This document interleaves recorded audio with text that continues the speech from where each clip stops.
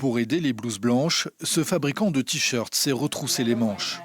Créée en 2016 par deux Aveyronnais, cette entreprise a bâti son succès en vendant des produits en coton bio, made in France. Dans ses entrepôts près de Rodez, un peu plus de 4000 t-shirts attendaient d'être vendus. À 39 € l'unité, la société a annoncé que tous les bénéfices seraient reversés. Sur les réseaux sociaux, l'opération a été rapidement un succès.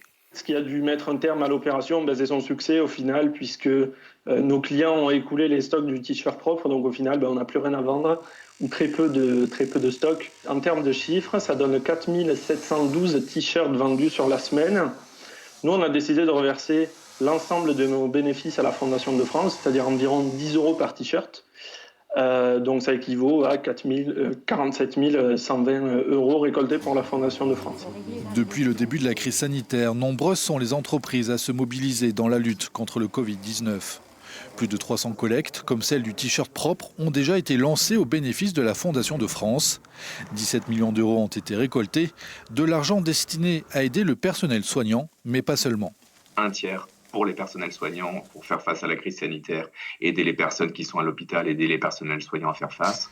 Un tiers pour la recherche, c'est absolument indispensable pour tirer un trait sur le Covid.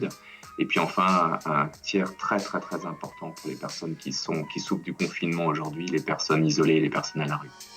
Alors que le confinement s'apprête à être prolongé, le t-shirt propre a déjà une autre idée, mettre à disposition son stock de tissus pour lancer une fabrication de masques.